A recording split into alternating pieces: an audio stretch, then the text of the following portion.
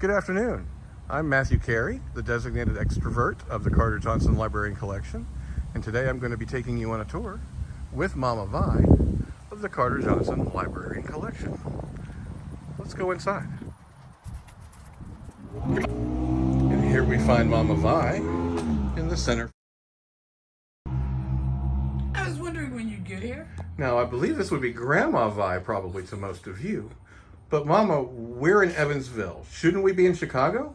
No, the Carter Johnson, the library, the collection, and the center are here in Indiana, or about a half a mile from the Ohio River. Oh, that's okay. All right. Well, can you tell us a little bit about where we're at here? Now, the library and the center are two of the buildings of the Carter Johnson.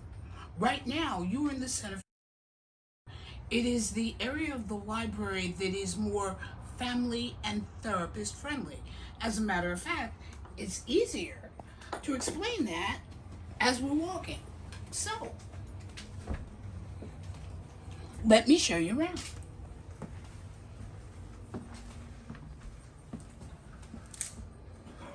Now, this building has a full kitchen.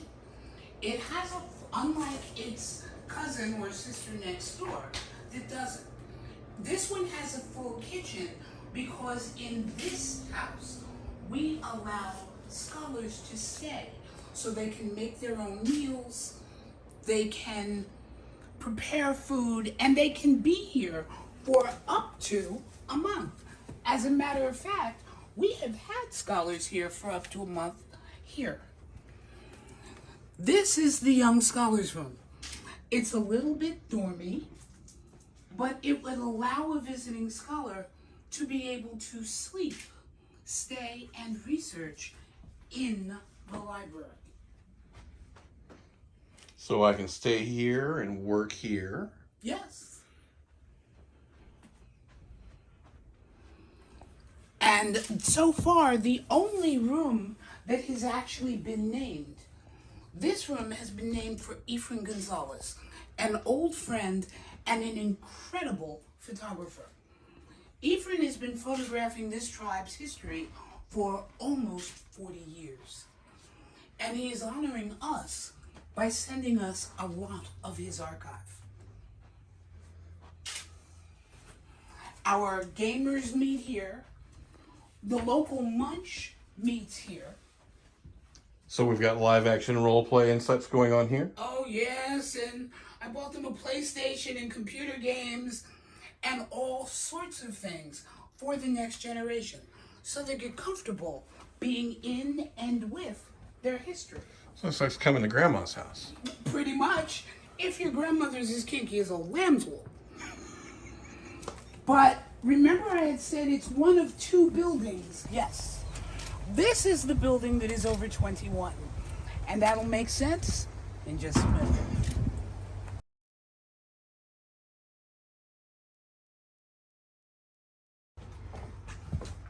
The first room here is dedicated to a woman that was like a sister to me.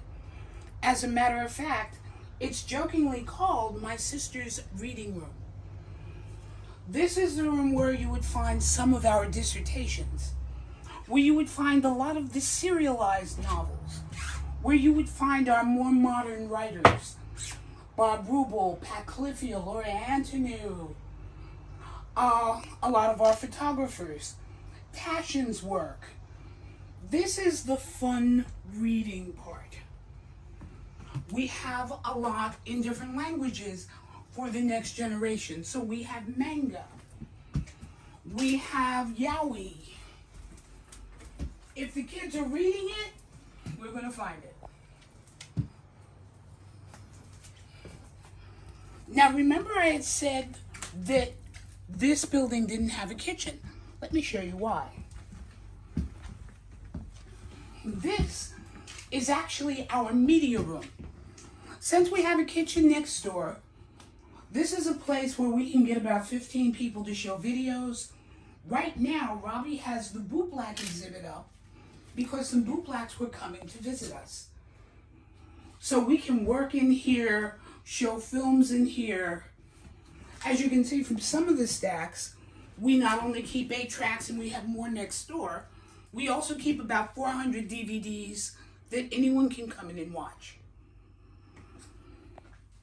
Moving down the hall, which is a most interesting hallway. there's a lot hung in this hallway, I will say that to you.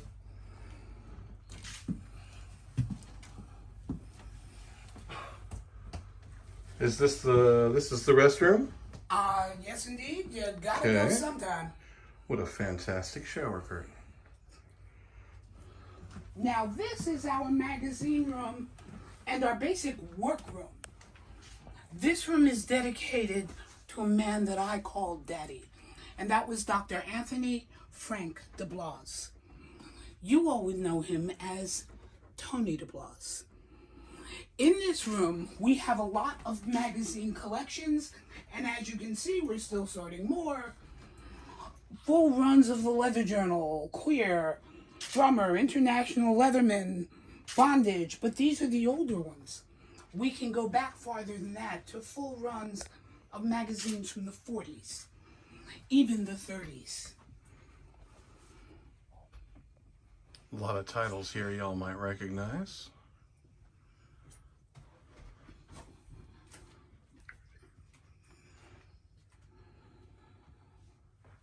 Next up,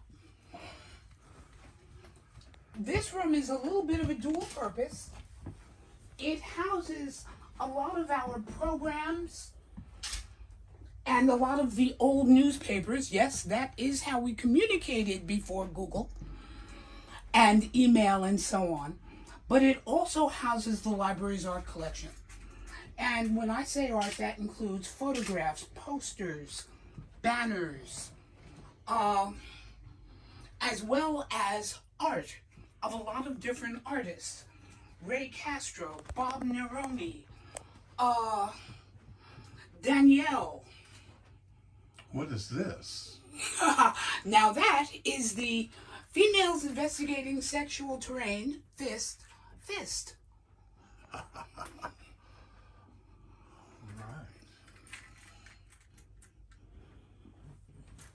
There's a lot in this room, folks. I'm trying to give you.